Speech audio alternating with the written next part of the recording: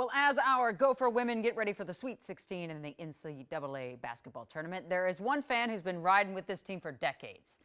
The fans know her as Pep, the Blanket Lady. Yes, Blanket Lady. But her connection runs deeper than just a fan on game day. Here's Morgan. And look at your sweatshirt.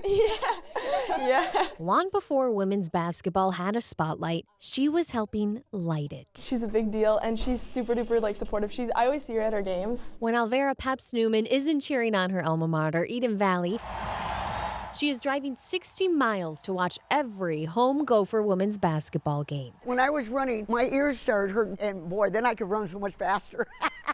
A courtside constant since 2004. Running with maroon, gold, and basketball history in hand. How did you get the nickname Peps? Well, back in the 60s, I had a lot of pep, and I drank a lot of Pepsi because I don't drink water, so I drank a lot of Pepsi. Maybe that keeps her hydrated.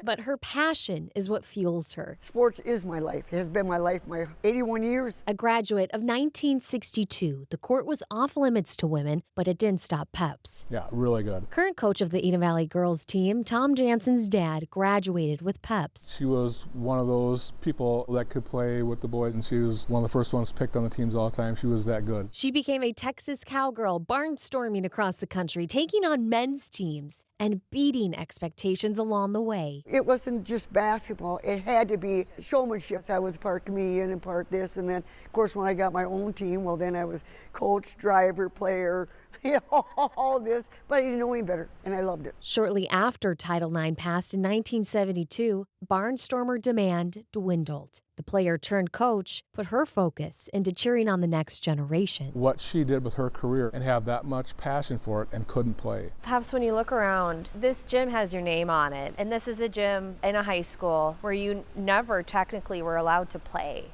Right. How does it feel to be back here and to know this legacy? Well, I almost, when I talk about it, I can almost get a little bit of tears in my eyes thinking, I never dreamed they would be in commercials, have their own TV stations, have their own games on TV. You know, just like I can't believe what's happened to my life. She shares her gifts after receiving them from others, like the blanket one fan gave her friend Vicky to keep her warm at the game. And they gave her the blanket, so I said, hey, look at. And the people started applauding, so I ran. For decades, Peps has gotten her steps in on the sidelines. Finally, somebody come up and told me, said, well, you know, the band just loves you. I said, well, they do? Yeah, they call you the Blanket Lady. Sometimes the biggest legacies aren't retired numbers. I'm sure they want to retire the blanket when I give it up. They're familiar faces. We have to make sure that we give a shout out to Vicky because it is technically her blanket. I asked Peps what she thinks makes this current Gopher team stand out, and she says them sticking together.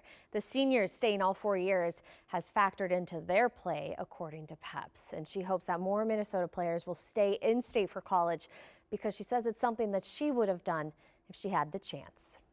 Peps is going to make her way to California this week, isn't she, Morgan? Oh, you know it. Is she? That's so awesome. Peps, you are an inspiration and have been for as long as I've seen you. Thank you so much. Thank you, Morgan.